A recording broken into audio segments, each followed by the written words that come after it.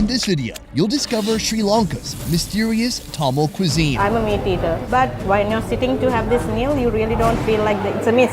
and the shocking ceremonies that take place right before the big meal. I can't help but notice there's so many people here who have a lump on the back of their neck. What is the lump? But first, let's back up. Our cross-country Sri Lankan road trip has taken us from Kandy to the northernmost region, where you'll find the city of Jaffna. Here, you'll see the greatest concentration of Tamil people in the country, a community that takes up 11% of Sri Lanka. What is going on here? Biggest festival of Jaffna. And longest, I heard. Today, I'm on a mission to discover the unique food Tamil traditions have brought to this country. Is that a bad idea?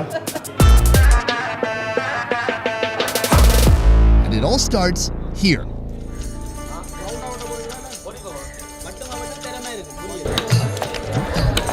Guru Nagar Market. It's the busiest and most prominent fish market on the Jaffna Peninsula. Smells a bit fishy here. Of course, it's a fish market. Oh, okay. We're here to pick up some freshly caught seafood for breakfast, and maybe even make friends with some exotic creatures like this. It looks like a puffer fish. It is a power fish. Pufferfish are infamous for their tetrodotoxin, which 20 minutes after consumption can kill a grown man, or even someone like me. Is that yummy? We don't eat it here in Sri Lanka because Sri Lankans don't know how to clean it properly. Ah. My guide for all things Sri Lankan cuisine, Ruzaina. Joining us, Jaffna local, Joseph. When is the last time you were here? 2 weeks before. I assume that with all the seafood here, you have more than enough for the people here. Yes, they are exporting it to south. Besides being a key seafood supplier to much of Sri Lanka, Jaffna stands alone as the cradle of Sri Lankan Tamils.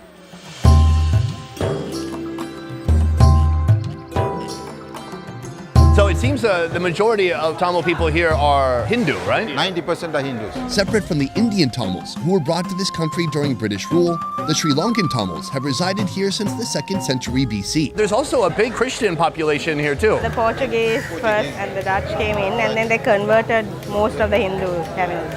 Are you yourself Christian? Catholic. So we're gonna go to your house shortly and we're gonna be cooking up some different dishes. Is this food that you grew up with? Yes. Hi, again. Your wife made all this food, right? That's all. Do you get to eat like this every day? One item, not all. So these are the hoppers, right? Yes, but this is the Jaffna version of it. Rice flour, sugar, egg, salt, and coconut milk blend into a mix to create this native Sri Lankan dish. Coat the bottom of a small wok with a thin layer of silky liquid. Then a bonus shot of coconut milk.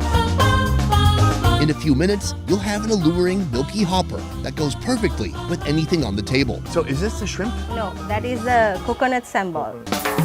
To make this beloved Sri Lankan dish, simply mix and mash onions, curry leaves, chili powder, and loads of scraped coconut.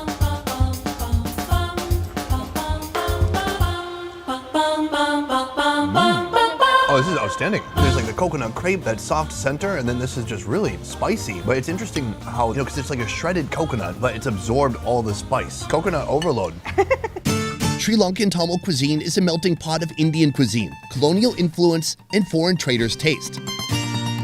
In Jaffna, for those who eat protein, seafood is the go-to choice. The cuttlefish from the market is cut into rings. The layers of flavor begin with fennel seed, fenugreek, and garlic in coconut oil. Then curry leaves, onion, and green chilies. Finally, the cuttlefish. It cooks and combines with even more flavors before finally hitting the table. I'm gonna try this cuttlefish alone.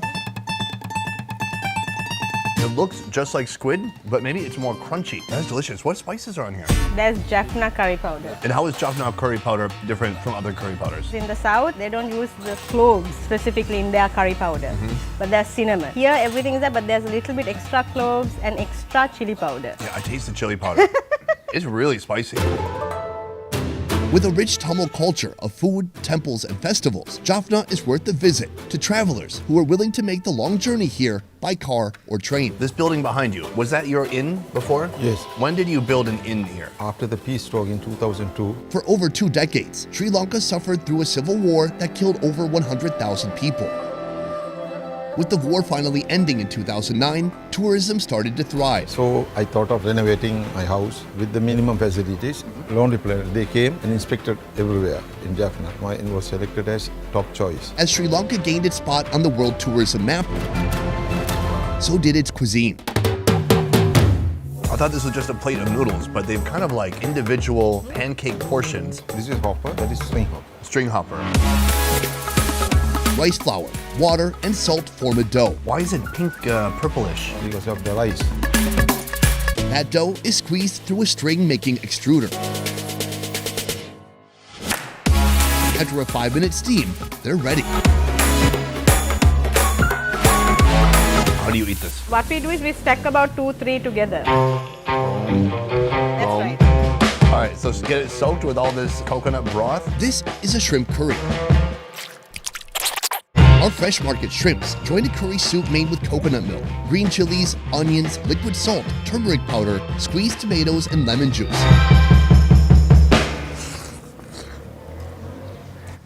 I've got vermicelli pancake. Inside, I have a shrimp wrapped up. I have some of that sambal. And then before you know it, it's already down your throat. It's good. Those noodles really do a good job of soaking up this sauce, and that's really incredible. Not too hot. I think the cuttlefish is the hottest by far. What's your favorite thing here? Crab. Crab. That is also hot. I can handle it. It makes me feel like I'm cleansing my insides, my impurities. Blue crabs are cleaned, portioned, then immersed in coconut milk. Add tamarind juice, Jaffna curry powder, onion, curry leaves, and ginger garlic paste.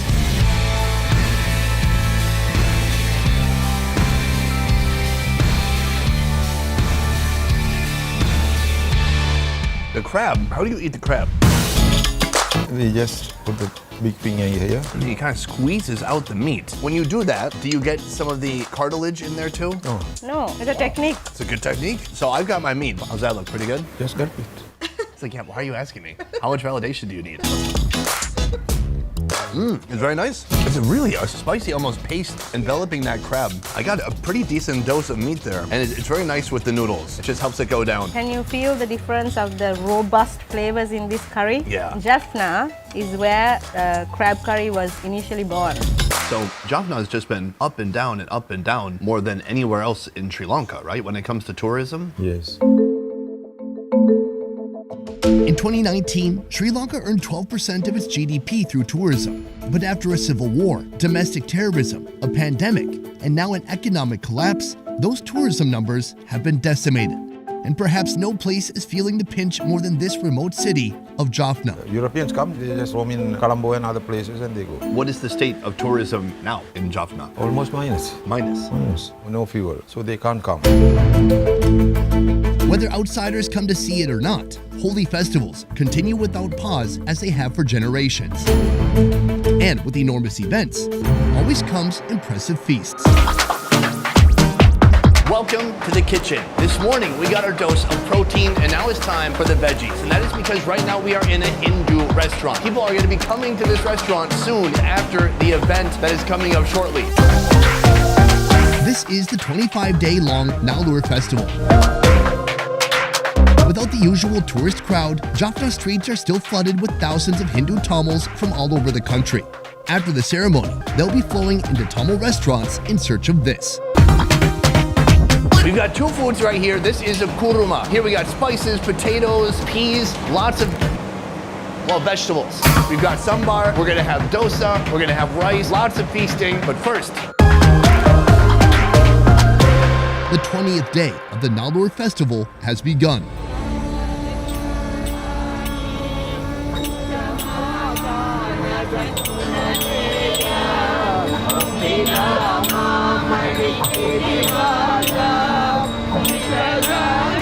Every July to September, this festival honors Lord Murugan, the Hindu god of war and the god of the Tamil people. have you been going to this festival since you were a kid? Yeah. Neelan, whose restaurant we'll be trying soon, is taking a break from the kitchen to walk me through this epic event.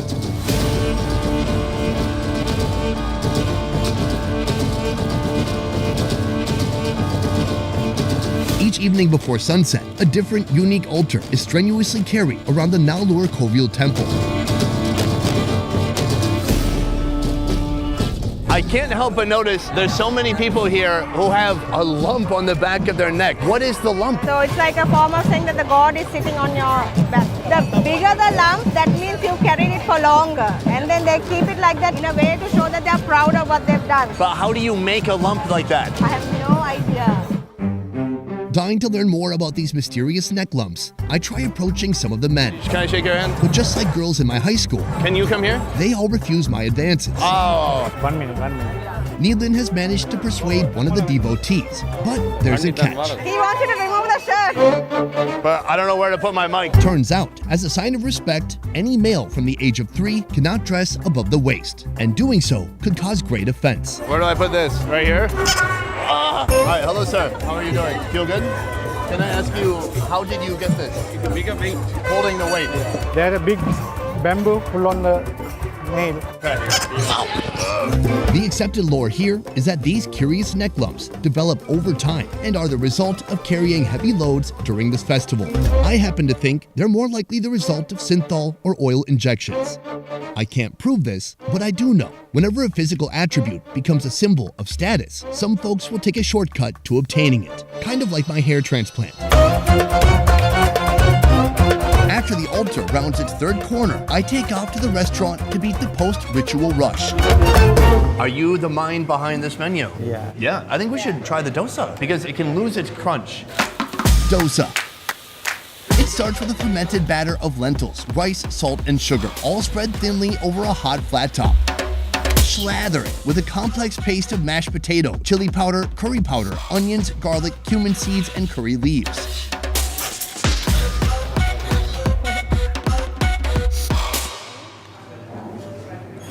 Even plain is quite good. Then you can dip it in your chutney.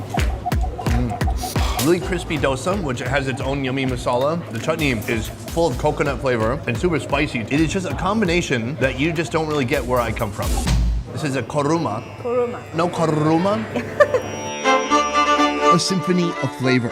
Cinnamon, nutmeg, star anise, onions, lemongrass, green chilies, tomatoes, garlic, fennel seeds, and mustard seeds come together in hot oil. Then pandan and curry leaves, then chickpeas, potatoes, carrots, and green beans.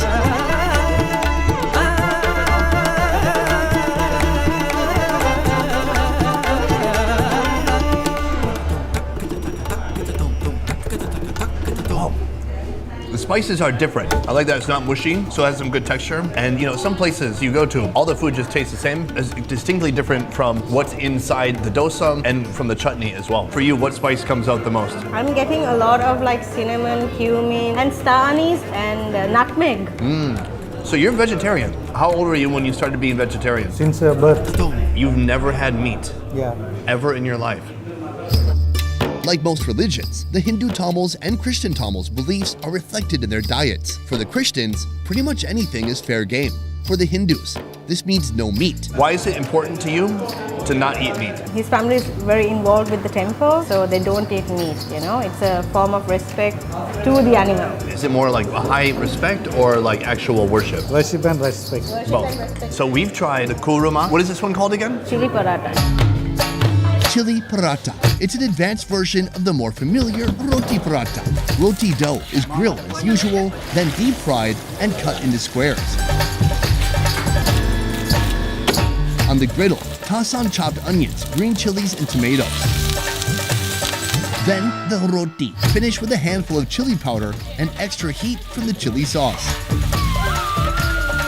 This is just one portion of the over 300 they serve each night. And I can eat it with a fork? Yes. Fantastic. Fried flatbread. Doused in chili. Spicy. I gotta say, I love meat, but this is very satisfying. Feels full of flavor. It is sweet, sour, and spicy all at the same time. There's fresh onions. What's this? Capsicum and green chilies. And there's chili flakes in there. Is that a bad idea? You already wet. All right, might as well. That was a mistake. Uh-oh. Sometimes carnivores in the USA, when they hear about the vegetarian diet, they either picture a loaf of bread or a salad, and it sounds boring. But it's when you come to places like this where you go, maybe I could do this, at least for one meal. It would seem that an event like this, it is such a spectacle, it's so fascinating, so interesting. I would think tourists would want to come to see this, right? Usually, a lot of people came in at the moment, festival time. But last 4 years, many people did not come because of the bomb blasts and corona effect. This year also, economical collapse. I wanted to ask you this whole time. In 2019, Lonely Planet named Sri Lanka like the #1 tourist destination. And then now it's like, I mean, Sri Lanka has fallen so far from that point. Can it ever get back there? Sri Lanka is a magical island. I always kept saying this because it is. We've got beautiful beaches, we've got beautiful landscape, we've got beautiful estates. And if you want the beach and hot weather, you come here. If you want really nice, cool weather, you go to the central province. And we are resilient people. We've been through 30 years of civil war, we've been through bomb blasts, we've been through an economic crisis, we've been through the rut, but we still keep, coming back again and again and again. So we've got like everything here. All we need is a simple plan from the leadership, and we'll get back to it in no time. It's true? That's true. Let's go wide.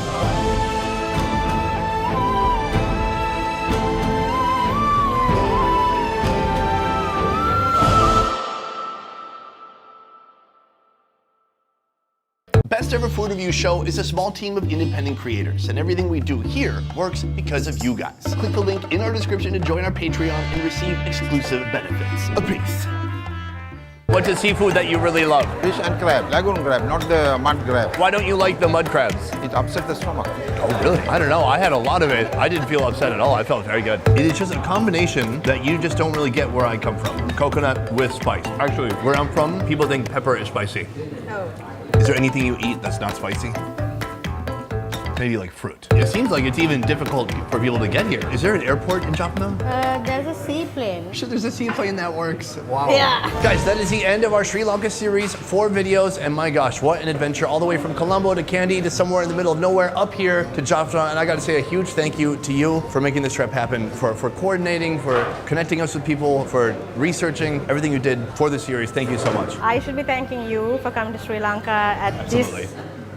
at this No. time. It wasn't the easiest, and it wasn't the easiest for you to go through the economic crisis with us. But you're here, and thank you so much, because this is going to help Sri Lankan tourism like nothing, like crazy. It is my absolute pleasure. That is it for this one, guys. Thank you so much for watching. I will see you next time.